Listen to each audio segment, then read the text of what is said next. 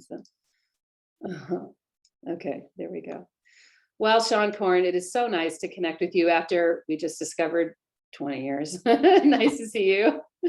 Thank you very much. And I really appreciate you inviting me on to have this conversation, truly. Yeah, we overlap in so many ways, and it's so nice to talk to you. And there are a lot of ways I could start this conversation, but as before we pressed record, I said, one of the neatest things that Rob Schwer said to me in the very first meeting he and I had was, at the end of the day, yoga's about service. Is it not about service? And when one can only take a glance at your career and see that that's something that drives you. So can we start there and talk a little bit about that inspiration drive for you? Sure. I agree with Rob 100%. I mean, I truly do believe that when you get into your practice and it starts to have a real impact on your physical, mental, and emotional health and wellness, that there is a point where the practice becomes less about the individual and more about the collective, where your nervous system is oriented towards looking outward and seeing that for any of us to be happy, for any of us to be healthy, for any of us to be free, as the saying goes, we must all be free. We must all be happy. We must all be healthy. And that we have a unique responsibility to orient towards the challenges that exist in this world and do whatever we can to help alleviate those challenges. My feeling is that if we ignore it, deny it, reject it, then we're also somehow complicit to it. And so the yoga practice, it wasn't always like that for me. It's just one of those things that just kept evolving. And just like going deeper in a back bend or your hamstrings opening up, it was just the inevitable next step to the evolution of my own practice, was to orient out towards the world and contribute to its healing. And humans are social creatures. And so if you draw that line from this deep, yesterday, I was getting ready for a class and I was like, I cannot wait for 90 minutes to practice 90, which for me, working parent, we just moved here, it's just a little bit of a luxury, it feels like sometimes. But then a friend of mine who isn't often available, she's so busy, she's a reporter, so she's doesn't like to talk on the phone unless it's to get a scoop or something. She was available, and so I wound up talking to her for an hour, and at the end of it had a 45-minute practice, a 30-minute practice. And it was so interesting to be in that space between, I want to go quote navel gaze, or I want to go deep in, but I also want so much to commune with her. And at the end of it, I would just ask myself, aren't those both a yoga practice if I'm doing it intentionally? So I say that to say we're social creatures, and you're talking about this, and that's what I love so much about off the mat into the world, because I was telling my daughter about it on the way to drop off today. I was saying it's such an interesting idea that you're on your mat making these discoveries and you need to go commune. So do you remember the moment when it happened? You talk about it as an evolution, but what would happen? Would it be in Shavasana? Would it be after the class, or would it be amid your fellow students, or as you were teaching? Well, I think that what draws my mind to a specific incident that really did begin to change everything would have been in the 90s. This wasn't a conscious decision. It was more of a spiritually paranoid decision, in that I started to unexpectedly, make a living out of teaching yoga. It's not what I expected. When I did my first teacher's training back in the day, this was kind of pre, the celebrity yoga teacher. You were just hustling and Totally. And I did my first teacher's training, and very quickly, something happened in Los Angeles where little yoga classes were just packed with people coming in from the gyms, a really mainstream audience that are suddenly wanting to get their Zen on, but not at the expense of of their biceps. And so it was a really interesting moment, and my career suddenly just blew up on a local level, and I started to make money, which was, again, unexpected. I mean, I remember my father saying to me, like, how are you going to support yourself teaching yoga? And I said to him, I will never make any money at this, but I will live every single day of my life happy. Mm. And I really meant that. At that time, I really thought that this was a commitment to something that I loved, and I would make it work. Ironically, it became very popular, and I started making a living. And I had a real feeling around abundance, that when abundance comes in, you have to extend the abundance out. Otherwise, you stop the flow of energy. Totally. And I did not want to stop the flow of energy. I was really happy that I could pay my rent and, have a little left over. And so I thought, well, I should probably give back. And I thought, what would that look like? And my only skill is teaching yoga. So I knew that that was what I had to do. And I thought a lot about the population in which I would probably be most comfortable supporting in yoga, which would be young girls. And I got a job at Children of the Night, which houses, educates, provides legal support to girls who have been trafficked. And because sexual abuse had been part of my own personal history, it felt like a good match for me. I'm like, oh, I understand these girls. I'll go in and, I'll teach them how to breathe. And so I went in, and that first day I had one of the worst experiences ever. I was really overwhelmed. It was very, very intense. The girls were not impressed by my white fluffiness. They wouldn't listen. They were disruptive and rude, and I was really triggered by them. And I couldn't wait for it to be over. And I got into my car and I burst out crying. And that was the moment everything changed for me, is because suddenly I realized that what actually had happened is that I walked into an environment where there was trauma. The trauma was a mirror of my own. And there were 16 young girls there. I met 16 examples of my disowned shadow self that hadn't yet been healed. I thought it was healed, but it was actually just internalized. And until I met it, I realized that I had been running from it, and I knew I had to go back, that perhaps I had some skills that I can offer these young people that can help regulate their central nervous system. But more importantly for me in that moment was to see, who are these people? What's my reaction to them and why? And what can they teach me about the self? And so my service, and I put that in air quotes because I was the one who got served during that period in a really deep, very profound way.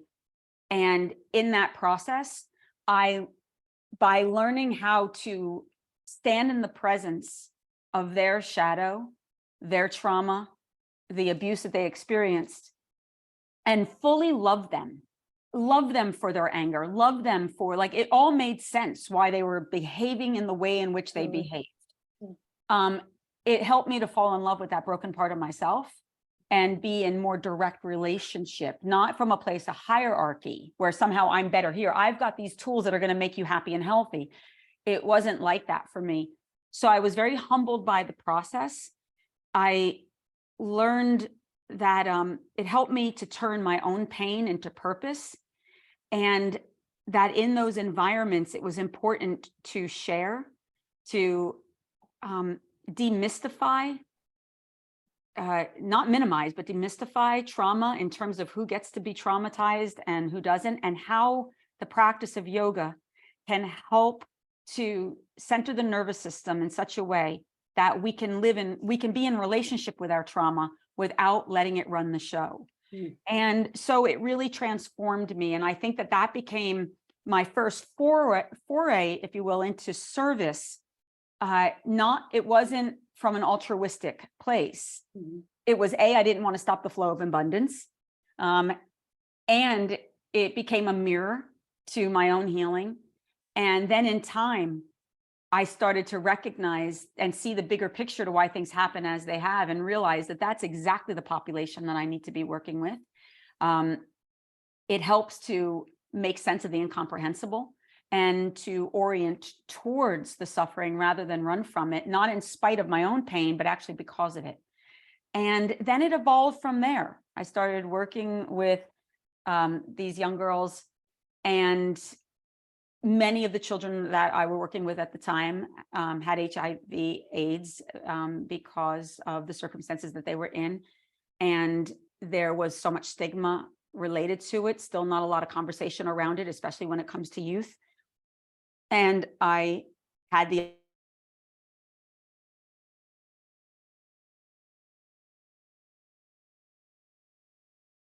okay. So at that time, there was a real stigma around HIV/AIDS, and especially when it came to youth, there was just a lot of ignorance around it. And so I then had the opportunity to go to India and with Youth AIDS and visit the brothels there and learn more about the systems that are in place that continue to inflict this level of abuse on women and children, the impact that it has socially, and the different services that are working tirelessly in order to create opportunities for education as well as provide the medical care necessary. And then I started thinking, like, besides teaching yoga, that's the only one little thing I can do because that's my skill. What else can I do to help raise awareness? And I thought, well, I have, at this point, I'm more national. You know, I'm out there in the world and I'm teaching and I have a larger following. And I thought about that. I have a platform, I have a following. People seem to be really invested in me personally, you know, what hair product I use, what clothing I'm wearing, what mat I'm using. You're an influencer already. But I thought, like, how can I redirect the attention off of myself, but use the platform as a way to highlight different issues that are of interest to me that people might not be aware of, and help them to understand what a great position that we are in as a collective in order to actually elicit change. And that's where I started to raise money for the first time. That was my first kind of like foray into what's it called, a fundraising. Yeah, and that was early aughts, right? Yeah, yes. I had never done any of this kind of stuff before. I had been an activist back in the 80s in New York City when I lived there, also related to HIV/AIDS and other issues, gay rights, women's rights. But I was an awful activist because I had no yoga practice. I had a lot of trauma. I didn't understand the way in which some of these environments fed into an already deregulated nervous system. Totally. The raging, the screaming, the conflict and the confrontation actually made me feel better because I was actually purging energy. I was discharging the rage. So I would feel better for a day or two or three until I didn't, because Until you felt helpless again, right? Yes, because I didn't have any skills. So I had stopped my activism because, again, it wasn't sustainable.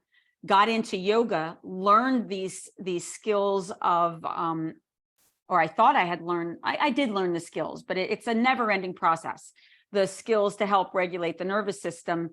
But when I got back in there and met those young, those girls, and they held the mirror up to my own shadow self, like I watched my nervous system just spike. The difference is, back when I was young and an activist, the rate in which I was capable of regulating my nervous system was non-existent. With tools, I can get triggered, cry, tap, breathe. My nervous system is going to regulate quicker. I'm going to make healthier choices as a result. Mm-hmm. And so my activism, my commitment to service, it just started to make sense on every level. I was never comfortable with the focus being on me or the popularity. I never understood it because it happened so quickly. I didn't have a lot of models for it. I didn't know who to talk to. I knew it was a great opportunity to bring yoga out, but it was also genuinely ego-filled and it's seductive. It's like, if I don't feel good about myself, all I have to do is book a class, go in there, teach, and I'm going to have 10, 20, 100 people telling me I'm fabulous and I don't have to work on me. And I knew it was a trap. So I just kept thinking, how do I keep using this platform, redirecting the attention, raising significant funds, and learning? And so Off the Mat Into the World was created as a platform to raise awareness, raise funds in a more organized way, to build social circles, to your point, like networking, bringing people together who share common values is really the way to create systemic inside-out social change. Totally. So we started building circles, but during that period, it's like, you don't know what you don't know until you know it. And I got to really see, I don't have a college education. I had never learned anything about social justice. I didn't understand systemic racism. I understood the terminology, but I didn't understand the systems in place that perpetuate homophobia, transphobia, bias, prejudice, bigotry, oppression. And by doing the work that I was doing, I was confronted by my own internalized racism, my own internalized homophobia, my own internalized biases, et cetera, and was really forced into having to go even deeper into my yoga practice to learn what information did I embody based on my upbringing, my education, my religion, my ancestry, my culture, that lives within this body, that when I'm deregulated or dysregulated or overwhelmed, my energetic default is going to fall back into what my body knows. And that's only going to create more separation. So I had to do some real deep work, and Off the Mat then continued to evolve. And we then started teaching other people how to use the physical practice as a way to discharge the energy and excavate the limiting beliefs that we carry ancestrally that actually contribute to the continued oppression, especially when you're in a white body like I am. There's white-bodied supremacy. And fragility, and all of it. And so there was a really deep yoga process that had to happen that allowed my service to become more nuanced. Because I would have to say that in the beginning, my service would have been like, I want to fix this. And that made sense to my body. I want to help. But I didn't realize the context in which that helping laid based on history, it's just years and years and years of white supremacy, of colonization. And so it became its own really deep yoga. So as we learned, because I had co-founders with Off the Mat, as we learned and challenged ourselves and felt into our own body and lived experience, we then invited the students in our community to start to look at what they're embodying and the impact that it has. So a long-winded answer to your question. No, it's so great. I know. So there are a couple things I just want to pin before I lose them in the, in this amazing conversation. The sort of flow of abundance, the observing your own shadow self inside, maybe sides, when you were faced with these, were they teen girls? Yeah, between the ages of 12 and 17. Yeah, so, tween teen girls. Yeah.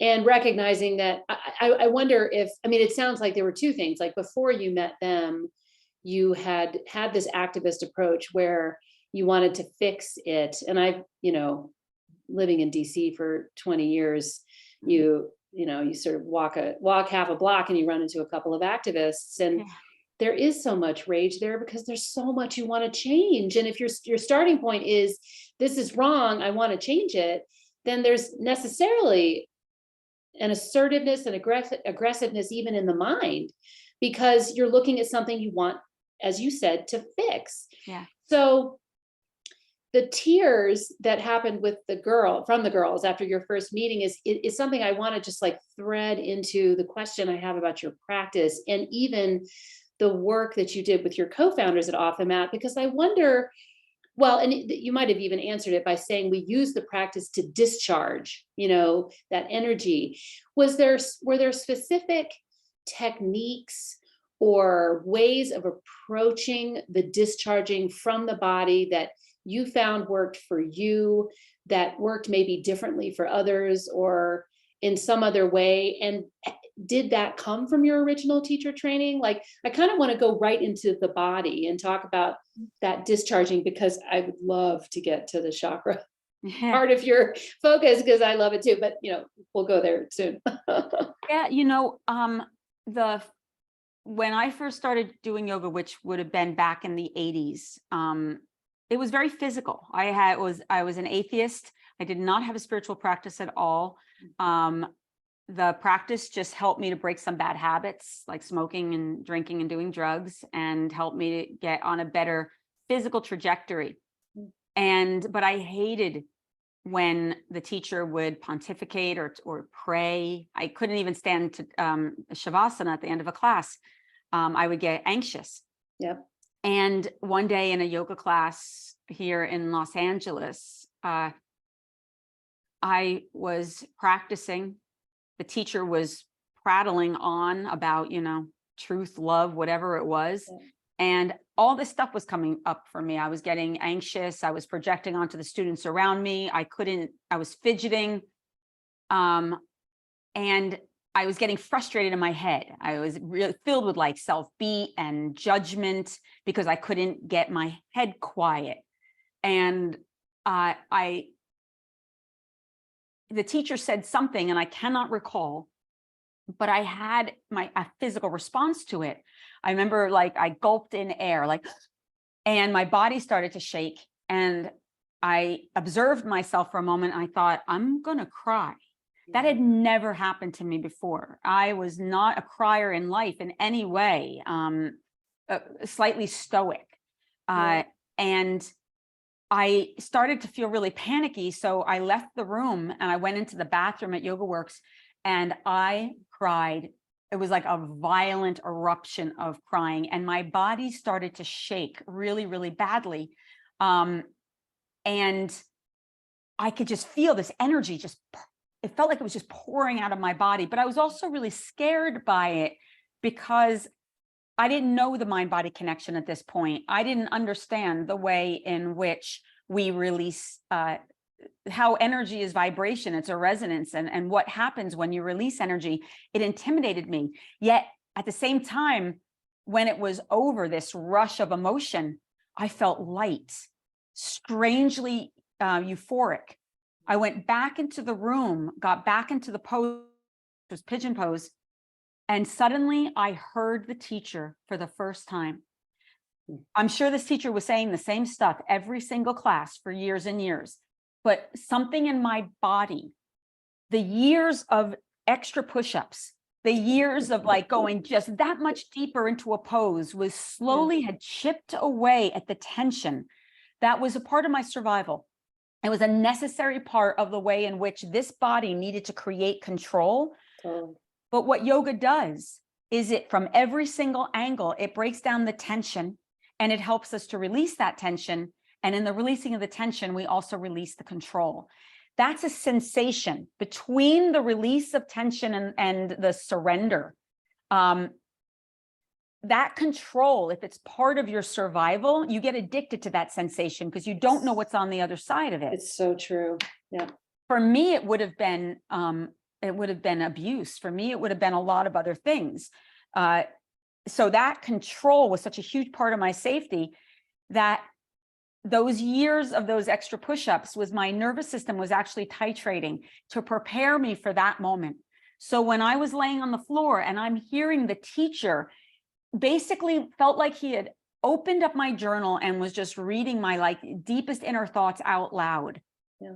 And my body started to shake again. But instead of leaving the room, I stayed with it and I started to remember some of the tools to breathe, to stay present, to not dissociate, like just stay with the sensation, stay with the sensation. And I had such a profound emotional release in that environment that elicited the deepest connection at that time. Of course, it was like what I understood. The resistance became vulnerability. The vulnerability moved me into surrender. And when I was able to surrender, my heart for the first time opened to the possibility that there existed within me a God, a light, an illumination that was beyond the literal logical. I had a felt experience of it, and I knew my yoga practice was never going to be the same again. Right. And that sent me on a very deep process of trying to understand the mind-body connection, to understand the significance of trauma and how the brain and the vagus nerve works. That this is not woo-woo, it's actually biological. And there are ways that we can, within the esoteric practice of yoga, use the subtle body as a roadmap for information, inspiration. And that's how I utilize the chakras. Simultaneous to this, though, I was working with a therapist she's unfortunately died some years ago in a car accident, but her name was Mona Miller, and I worked with her for 11 years. And Mona was the one who taught me about anger work and what she called rinsing, and helped me to understand that I, as many people are over-understanders, meaning I can tell you how I feel, but I don't actually feel anything. And so you will look at me and think I'm emotionally mature when I'm actually completely dissociated, completely shut down. So she had me, one of her techniques was to rinse the animal, was that to befriend the shadow, but that the shadow had an energy like everything does. And that included the energy of fear and rage, unresolved grief, shame, and that you had to excavate this energy before you can get to the truth of yourself. So I spent many a year beating the shit out of pillows, writing fuck you letters, screaming at the top of my lungs, things that make me very, very uncomfortable because it's out of control. And again, it's breaking that addiction to control. So I learned how to discharge energy with Mona. She also helped me to understand that my perception was influenced by the sensations that lived within my body historically. And that every time I was triggered by an event, I was no longer in present time. I was my 6-year-old, my 12-year-old, my 14, whatever. And that in yoga, I was being taught how to detach. That seemed like a celebration. Big feelings come up, you detach. But what Mona taught me was actually detachment without awareness is dissociation. Right. And so she taught me how to go towards the shadow, that if I believed in yoga, as she challenged, which means to come together and make whole, then I can't reject my ego. I can't reject the fear, the rage, the shame, the guilt. I actually have to draw it in, that it's a part of my lived experience, that it lives in my body as some scars, and that it has a wisdom to teach me. And so I had to learn how to unify my relationship with these different aspects of self. So the yoga practice, the meditation, the breath work, the asana helps to release the deepest layers of tension. It helps to regulate the central nervous system in the brain so that as big feelings come up, I'm able to bear witness to those feelings. I can actually feel those feelings, but they do not, they don't, what is it, drive the car, if you will. Like they don't run the show. But I also have to give space for them. And as a friend often says, you cannot get to the bless you until you go through the fuck you. And yogis, we tend to, it tends to be a very performative experience, especially as a yoga teacher. You project this level of emotional maturity, of spiritual acuity, when the truth is we, like everybody else, are complex beings. And what the yoga practice taught me is how to rinse and process the big feelings as they come up, learn from them, grow from them, cultivate a sense of self-empathy, self-non-judgment, see a bigger spiritual picture to why things happen as they do, recognize that we can't change what is, that's just life. But through the practice of yoga, we can change our perception to those experiences and become empowered, not in spite, but because of whatever our narratives are. And that our pain very often becomes our purpose. And the very thing that brought us onto the mat, not always, but very often, is the very thing in which we have cultivated the most amount of wisdom and skill to get off the mat and serve. Because when we meet our disowned self, like I did at Children of the Night, when I'm integrated and whole, I'm going to meet their shadow self with nothing but love and compassion. And I'm going to recognize that all of us on the spiritual path, we do the best we can with what little we know, based on our own trauma and the lack of tools that were available to us at that time. And that ultimately everyone is here in their own unique bodies to learn what love is. And how that happens is dependent on so many things, including trauma and karma and life and culture and education. And it's no one's, sorry, I just heard a car out there. Sorry about that. Oh. It's no one's business, that it's between them and the God of their own unique understanding. And each person has their own unique timeline. If I have compassion for my journey, then I will have compassion for someone else's. And that to me is when my service became more generous, actually, that's not the right word, more genuine. My service became more humble and more genuine when I was able to see that the depths of why people do what they do lives within the body. And that if you do not have tools to help with self-regulation, all of us are capable of hurting and being hurt. You know, all of us are capable of contributing to the suffering that exists. And so we have to apply these practices. To me, if we really want to be yogis on this path, and we recognize that our liberation is bound, which it is, then we have to orient towards the world and participate in creating social change. Yes. And there's so many questions I have there. You answered, I mean, it's so amazing, because my question was, talk to me about the practices.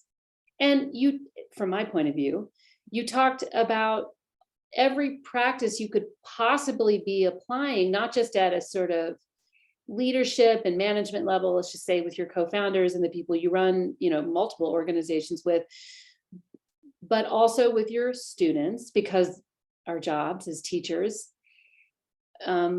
rests in doing whatever we can to explain what has worked for us, what particular tactics and techniques and maybe methodologies, like a whole big thing, like you've got to believe in this one thing. I mean, that's something that I'm really trying to explore in this podcast, because I have as many post-lineage and unlineage people as I do lineage lovers, because I think there's so much intersection right now with all of this. I think it all needs to be surfaced, is my thing.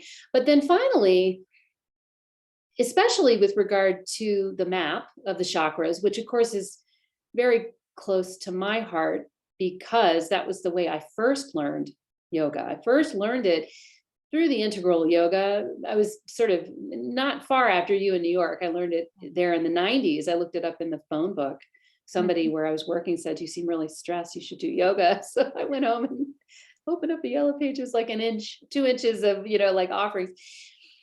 But after that, I found the teacher, JJ Gormley, who was like, here's kind of how it works and this roadmap. And so one of the things that it sounds like, and it may not be this simple, but that you've done is to, when that rage comes, and I want to stick with the rage for a minute, because in terms of the chakras, I believe, I don't know if you do, that rage lives in the third chakra, lives as the shadow side of the ego.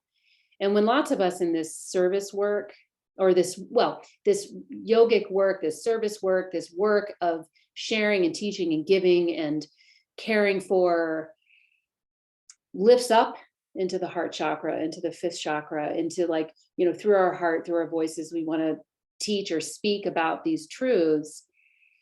If that rage side, if that ego side, sort of deep, whoever you are side, isn't asked, so what's underneath there? What's underneath there? I always think about the hot rock kind of like sinking to the bottom of the ocean and sort of watching it fall, because it's always about fear. For me, fear of abandonment. Trauma and curiosity is what got me to the mat, and what pushes me still to do things like this and ask these questions. But it was definitely abuse trauma and trauma that got me there. And so this, my husband calls this tangent airlines. We're flying around. Are you cool with that? And so there's so many things I want to say about this embodied approach of the practice inside you, because everything you're saying is so clear to me. I hear it really clearly, and I hear it as this liberation philosophy, if you will, of, instead of navel gazing, having Doug Keller come talk to me for a second time on tomorrow. And he's coming back because so many people in the audience were interested in his very academic approach. He's a, sort of, I think, just short of a PhD in philosophy. And, he spent a lot of time, but he talks a lot about how there's this bifurcation between Patanjali's teaching of yoga, which is to withdraw from the world, is to really go in. And then this tantrika sort of approach, which is to go out and live in the world.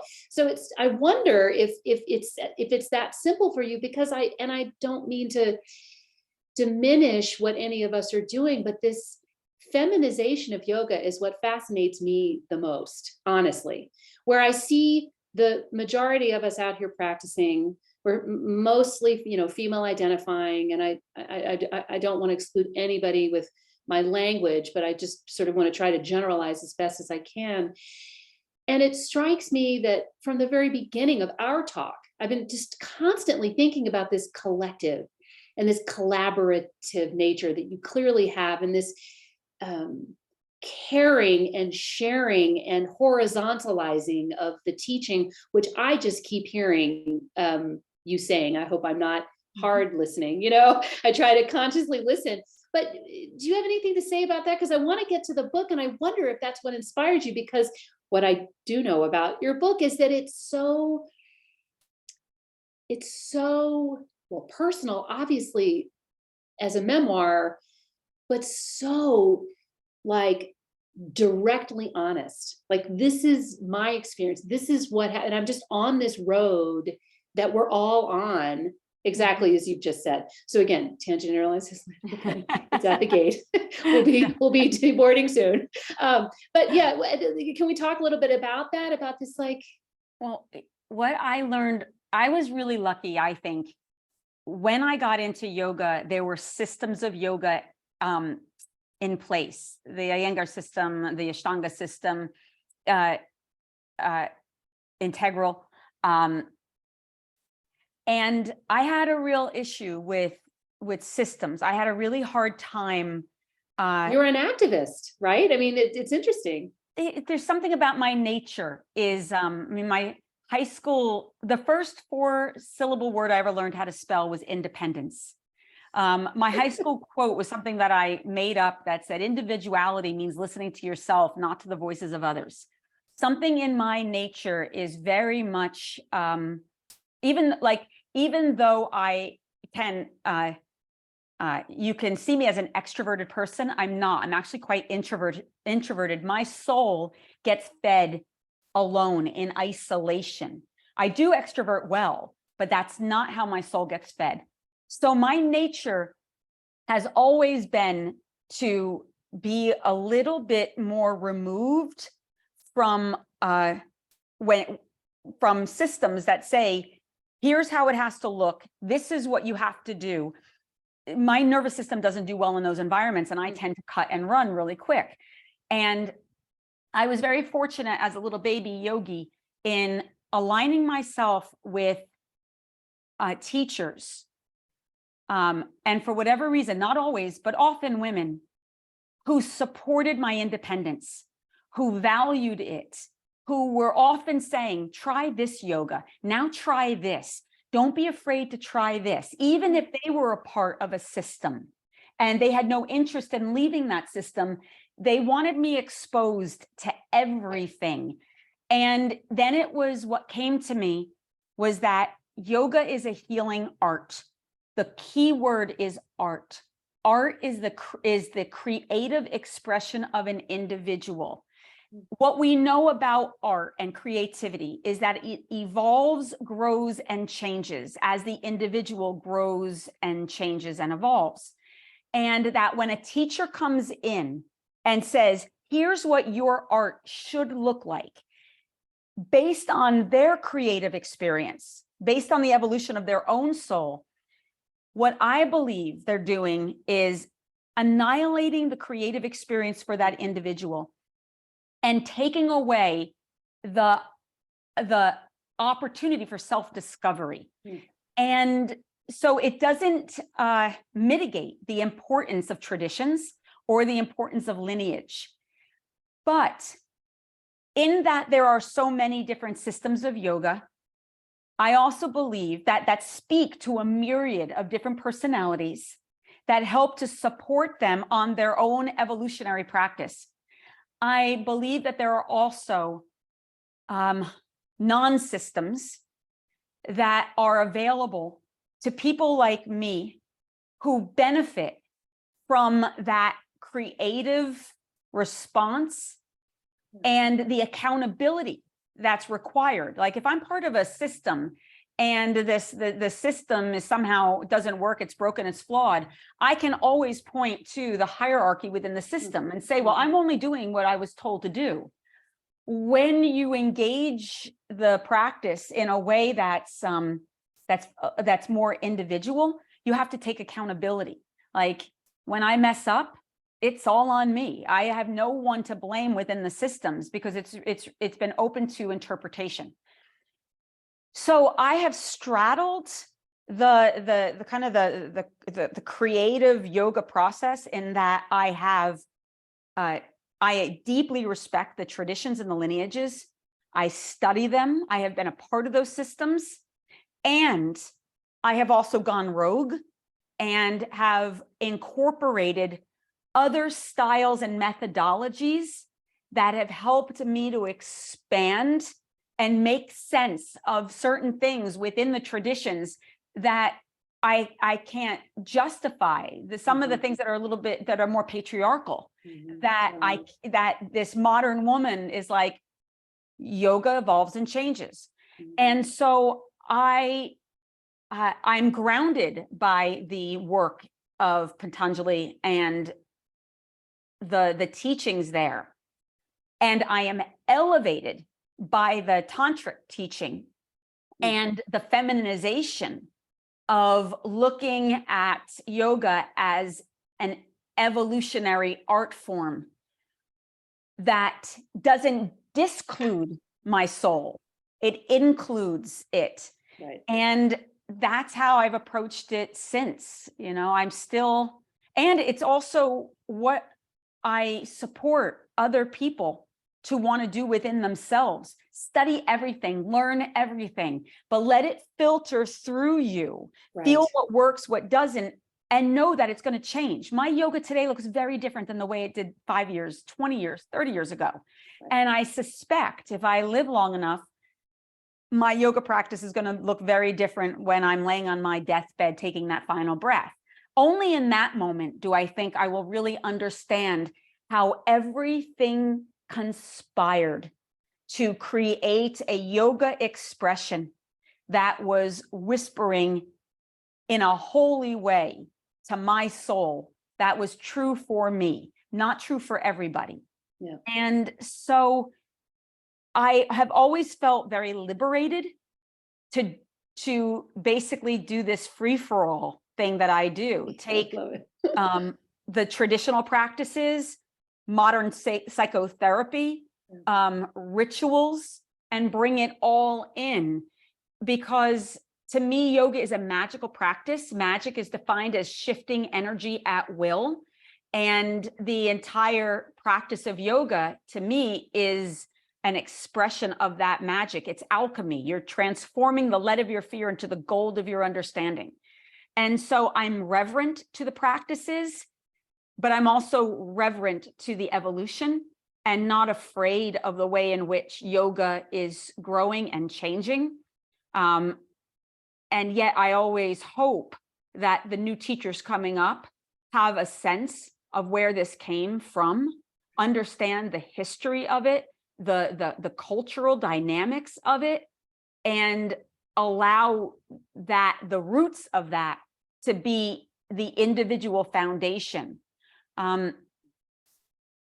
Chakras were one aspect that helped me to connect the dots. Same. That gave me form, meaning that when I was trying to understand my trauma and I started to understand, let's say, the root chakra, for example, and understanding that that's home, safety, family, foundation, our roots. It's genetic code. It's your Yes. tribe. It's like where you're, you know. Perfect word. It's genetic code. And so then I would start to look at yoga, knowing that if the chakra is responsible for distributing prana to specific parts of the body, and these chakras can get blocked by historical, ancestral, culture, and even modern times trauma, that when we're triggered or activated, that can cause an influx of energy or a decrease in energy that can create tension in a particular part of the body. Then I can use certain asanas as a way, holding the poses for a longer period of time and observing my reaction to the sensation. Yeah. Sensation is the language of the body. So anger, for example, is not a sensation, but heat in my chest, tightness in my jaw, my heart pounding. Those are sensations that might indicate anger or fear, whatever it might be.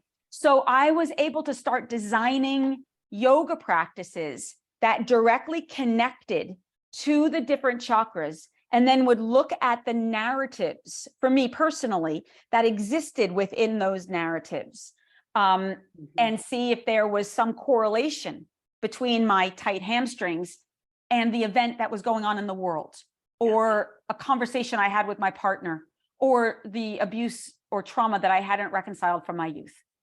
And you can go up the entire chakra line and get information.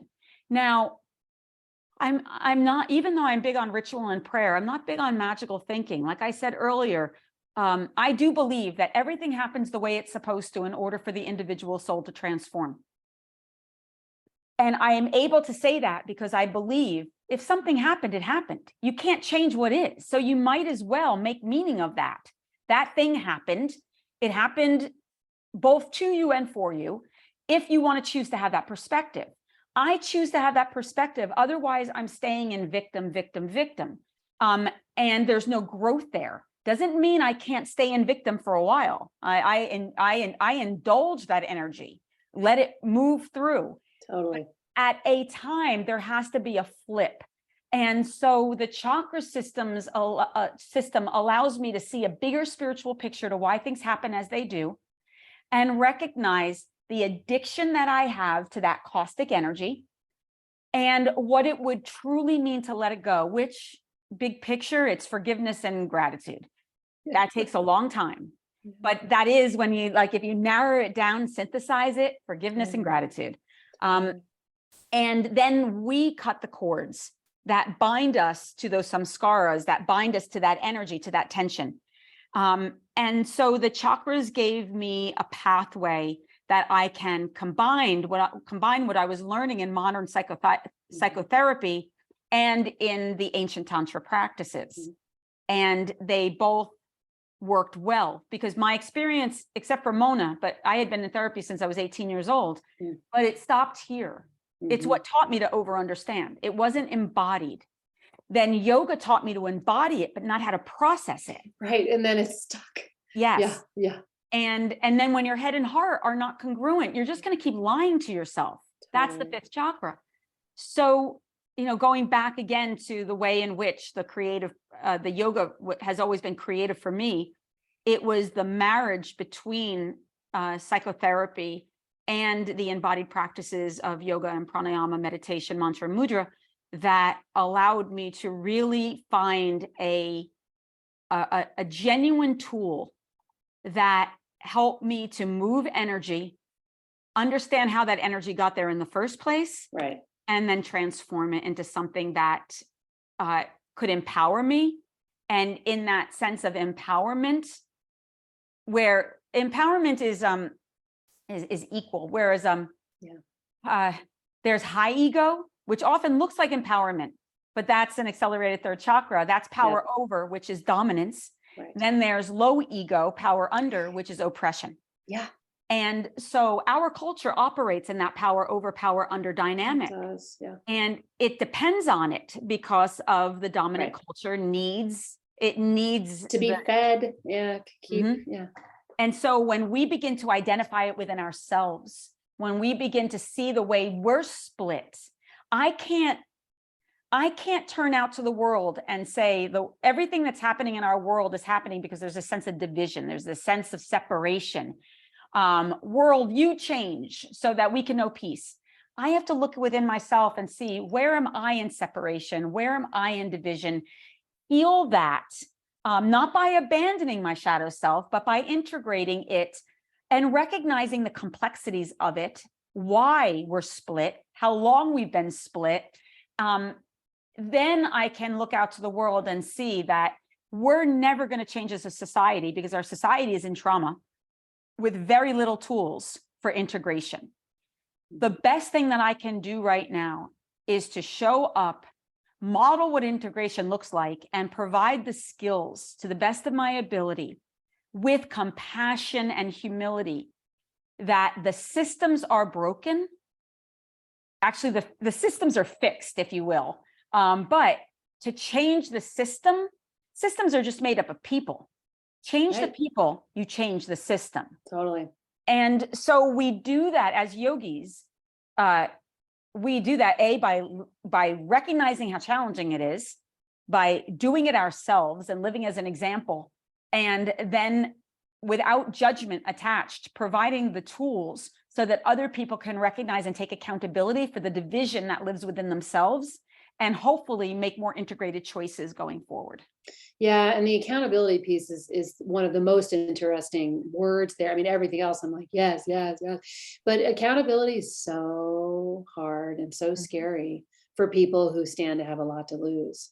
And the irony is that they think they have a lot to lose, but in fact, there's so much more to gain. I mean, it's a loss of the superficial, a loss of power, a loss of, I was listening to a podcast this week about, a politician story, like, just a notation by the journalist that she was reminded of how hard it is for people to let go of power. Yeah. And it was a story of a female politician. And in the whole time I was listening to it, I was like, why is this so hard for this woman? Why is this so difficult? Why is this so difficult to get? In my mind, I kept thinking, there's so much more here. And if it's just about the individual losing the power, like, how is that possible? Yeah. But I forget that I've spent a lot of time healing these parts of me. And so it's interesting, John Schumacher and I have talked a lot about how this work sensitizes you so much, and it becomes more and more of a razor's edge of deep understanding of that sensitivity and awareness you've developed in yourself, which makes your actions in some ways so much easier and so much clearer. And that actually leads me back to something I've been thinking about since way back, 55 minutes ago, when you said, when you were talking about sort of like, don't look at me, don't look at the hair products I'm buying, look at what I'm doing. Like, if you care about me, then I want you to care about what I care about. Yeah. And that's what it seems to me that you've done and continue to do. Does that seem like an accurate description? Yeah, but also, you remember, I'm a longtime student, so I'm always looking at the shadow. Yeah. I'm always looking at the seduction. I don't want to learn the lessons that I will have to learn if I buy the hype. Like, I'm just aware of it. It's not that I'm above it. I'm just like, oh, I see. Thank you, Spirit. You're being a trickster right now. You're dangling this carrot in front of me. That looks tasty, but I think I know what's going to happen and the work I'm going to have to do if I bite that carrot. I'm going to work on my ego. I'm going to work on my sense of self. That's all third chakra. Yeah. I'm going to recognize that I cannot get my validation from the outside in, that there's never enough fame, money, relationships, fame to fill a void, and that I have to find other ways to fill myself, so that my sense of self with a capital S is coming from the inside out. So whenever I see the trickster, I'm like, okay, Spirit, I'm on to you. It's not that I'm above it, but I cut it off at the pass. Yeah. And rather than indulge it, I do my work over here. It's not that I'm past it, but I recognize the suffering that I'm going to have to go through if I follow that path. And then I try to flip it and do the opposite of what is so obvious to me. Totally. And even if it's uncomfortable, it's like, okay, this looks like it's about me. My common sense is telling me that's probably problematic. It's not that I can't benefit from this. And I do benefit from this on so many levels. I have. But if this defines who I am, then it's a slippery slope that's not sustainable. And so for me, that was a direct response to the attention I was getting, was to deflect the attention and put it outward. And it continued. Still a mirror went up. Trust me, I got my ass handed to me in my service over and over again. My level of ignorance based on my whiteness, based on the privileges that I have, there was so much that I had to unpack within myself that was so uncomfortable and so painful. But that felt like a necessary detoxification, a cultural and ancestral detoxification that was only going to lead towards more unity. That, even though that was hard, I feel like it was less hard than the other ego. Like, it's like the junkie just like shoving the heroin in the arm, like, give me more attention. That felt like an inevitable death, whereas going up against the ignorance that I had embodied felt like a death, but a different kind of a death. It felt like the death of an attachment, the death of ego, the death of ignorance, the death of separation. And not to suggest that it's dead. I just catch myself better now. I feel it in my body when I'm about to do or say something that's going to actually cause harm. I still cause harm at times, but I'm able to say I'm sorry quicker. I'm able to see see my role in it very fast. Whereas Yeah. before I wouldn't have seen it at all. And worse, I would have defended it. Right. So, Which perpetuates it, of course. yep. So to me, it's like, you know, when it's like the yoga practice continues to evolve. The pandemic has been like a whole nother level of learning for me as a student and as a teacher. There is a loss of identity within the yoga, broader yoga community and structure.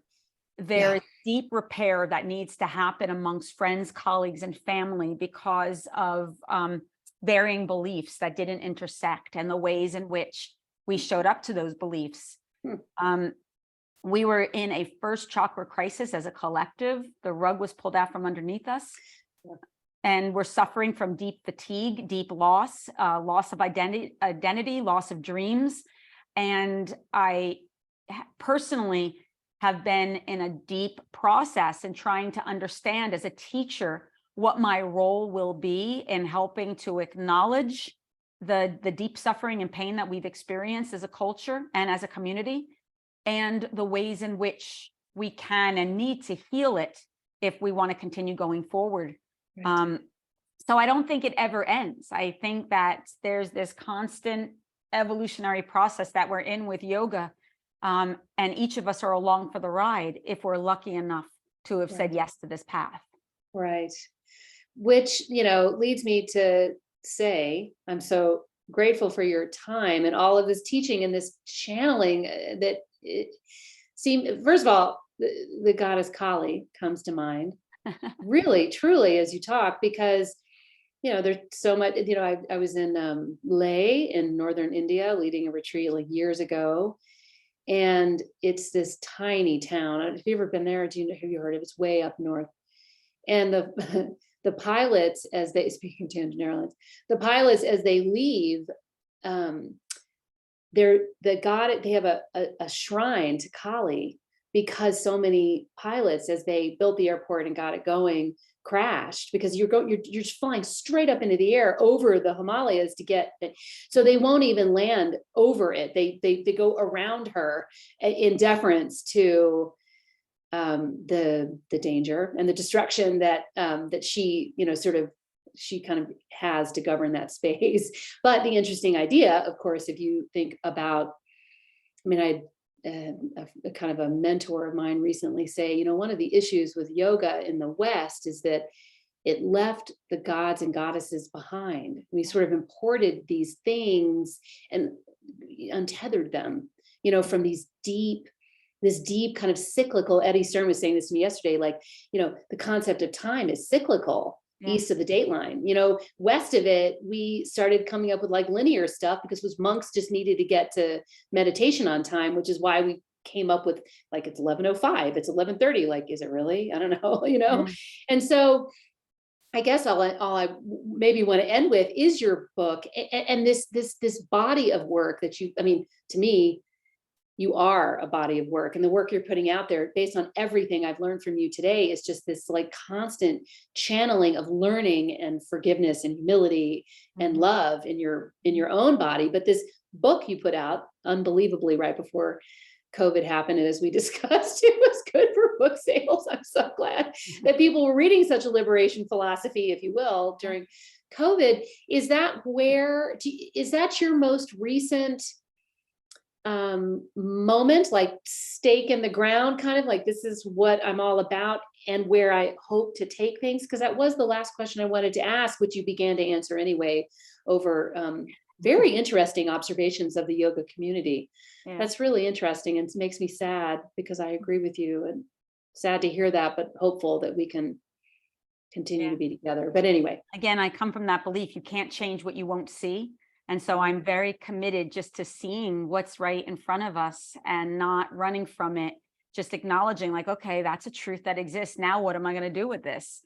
And it exists. There's a really deep shadow within the, you know, there's communities of yoga. And I'm talking kind of the mainstream yoga community. And that I see such division in. But, you know, my book was, my book is written in there's 12 chapters, I think, and there's 12 narratives that take you from a trajectory from the time I'm 18 up until almost present time, some years back. And in the narrative, it's done in first person, as if I'm in that place at that time.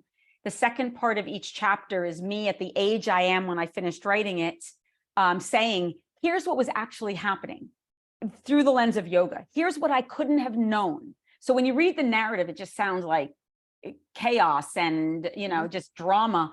But from a mature perspective, and one that has tools, the yoga was already unfolding. I just didn't know it.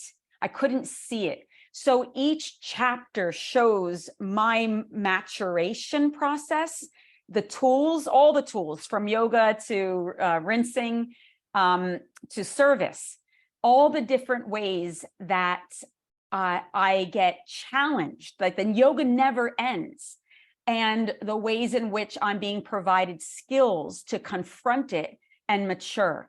So it takes, the first half of the book is the evolution of the soul, which is the individual, my feelings, my trauma, my life, my body, my health, my heartbreak, to the revolution of the soul, which is the now what? What do we do with this? And right, that we're still going to get our asses handed to us. The mirror is still going to go up, but now we have better tools for accountability and responsibility, for forgiveness and for gratitude. So that, excuse me. Sorry about that. No. You can edit that right I would say easily edited. Yeah. So the book took me 3.5 years to write. I didn't really have an idea of what I was going to write, because I'm not a natural writer. I'm a communicator, but it's a very different skill. It is. And I also wasn't quite, how do you organize something that's such a felt experience as it is for me, and make it relatable and accessible? And so it took a long time to get it for me to feel comfortable with how honest it was, how raw it is, how personal. But I really had a feeling, as I can't invite people to take a journey unless I reveal what the journey looks like and humble myself to have my own personal narrative excavated and open for consumption. Like, I had to allow myself to be comfortable with that, because it felt disingenuous to suggest that other people, like, here's what you should do. And instead of actually showing what I do. And if it works for you, great. And since 2019, obviously the pandemic changed a lot. My guess is if I ever rewrote the book, I would add a postscript to it. Yeah, that's a great idea. About this moment in time. Do it. And what I learned, and for me, really, it goes back to, if there was a big theme for me during the pandemic, it would have been identity. Because I turned 53 during the pandemic. I'm 56 now. I was no longer teaching on a public level. That's identity. I went through menopause. That's identity. There was a lot of loss in my life. Roles that I was accustomed to, that I was attached to, gone. And I had to grieve it. I had to allow space, but I felt shame. I should know better. I shouldn't have to grieve this. I should just be able to transcend it. And I thought, no, I have to go down into the darkest parts of that and relinquish something, and emptying to be filled. And so many people I've been having in deep conversation with have also reflected back to me that identity has been like, who are they now? Now that the world has changed so fast and furiously, who are we? What is our role? How will we serve in this quickening culture? Crisis. Yes, crisis. Yeah. And so I've definitely have come to some real healing within myself. Continued maturing. That's a big word with me. I've been using that word a lot in this conversation and in general. Spiritual maturation to me is very different than spiritual transformation. It comes with, it doesn't suggest leaving these bodies. It's in the here and in the now. And with maturation comes responsibility. It comes with mentorship, modeling. There's something else that comes with it. And so I really look at the role of what does it mean to be mature, spiritually mature, emotionally mature. What do we do with that? And how can we use that energy to help educate and uplift those who are coming up after us, the younger, the youth? Completely. And that feels to me like the perfect place to stop, because that's exactly why I am so happy to talk to you and the others that come on to this podcast, because that is what drives me to have these conversations, to think that you and I had these teachers who are ahead of us, and we came into this practice. I mean, I'm not that far behind you, also menopause. It's awesome, right? Yeah. If only I could do it twice. But then these students come after us, and maybe even another generation after them. And I sometimes wonder, like, what in the world do they think yoga is, if they scroll Instagram, or if they are, learning from a teacher who learned from a teacher who'd been practicing for a couple of years, who learned from a teacher who'd been practicing for a couple of years, like where multiple generations, quote unquote, of teachers and teacher trainees got kind of smushed into like a 5 to 7 year period. I wonder I just don't know where I would even go if I were a new student learning yoga. So this, whole body of knowledge, this podcast and these webinars, all the work I did with Sabir and Stephen, and is around that, is around like being some kind of guide, some sort of like, information. I'm glad to hear that. I think it's really important. And it's in the same spirit that I'm doing my first teacher's training this year. Oh, yay. I've never been willing to teach, beyond like a 5-day. I'm doing my No first way. 100-hour, and then next year I'll be doing my first 300-hour with the same spirit that it's time. It's time to hold a space and to help to support those who come after, and give them the foundational tools that will really help their own spiritual path to mature. So it's not ad hoc. And again, my whole system is ad hoc, if you will, but I have a very deep root.